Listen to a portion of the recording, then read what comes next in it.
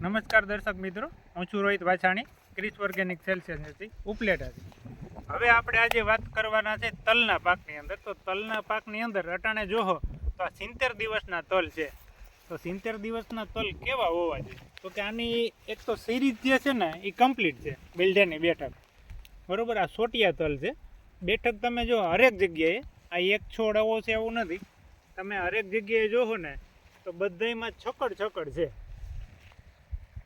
બેઠક એકદમ સારામાં સારી બેઠેલી છે.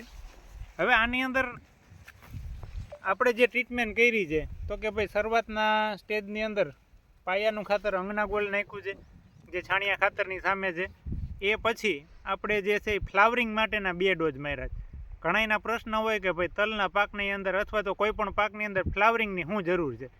જો આ સ્પ્રે કરવાથી આટલો ફાયદો થયો છે. ટૂંકમાં એની સિરીઝ ક્યાંય તૂટી નથી. એમની સાથે ફૂગનાશકના પણ સ્પ્રે કર્યા છે. ખાસ મહત્ત્વનું છે કોઈ પણ પાકની અંદર કયા સમયે હું આપું. તો અત્યારે જે લોકોને 60 દિવસની આસપાસના તલ થયા છે એને ખબર છે કે ભાઈ મોટામાં મોટો પ્રશ્ન સુકારાનો છે. તો આ ફિલ્ડની અંદર આપણે 45 દિવસે એક વખત સુકારા માટેની નીચેથી પિયતની અંદર ટ્રીટમેન્ટ કરી હતી અને સેકન્ડ ડોઝ 60 દિવસે 65 દિવસે પાછો એક વખત આપી દીધો. આ ફિલ્ડની અંદર તમને ક્યાંય સુકારાનો પ્રશ્ન જોવા જ નથી મળતો.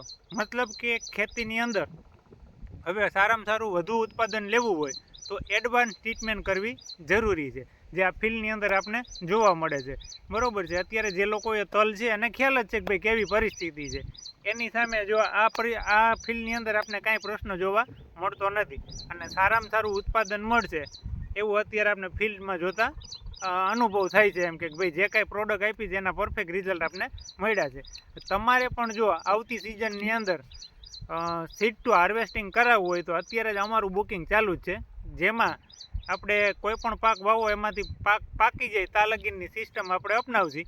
એની અંદર સિસ્ટમમાં કાંઈ છે નહીં. જેમ તમે ઓલી દવા મારો છો એમ જ ઓર્ગેનિક છે. થોડાકમાં જ અનુભવ કરજો એટલે તમને પણ ખ્યાલ આવે કે ભાઈ કેટલો ફાયદો થાય છે. કોઈના કહેવાથી નહીં પણ ખુદ અનુભવ કરશો ને તો જ ખ્યાલ આવશે. હું છું Rohit Vachhani, Chris organic sales agency Upleta. મારો નંબર છે 99 091 76 5 71.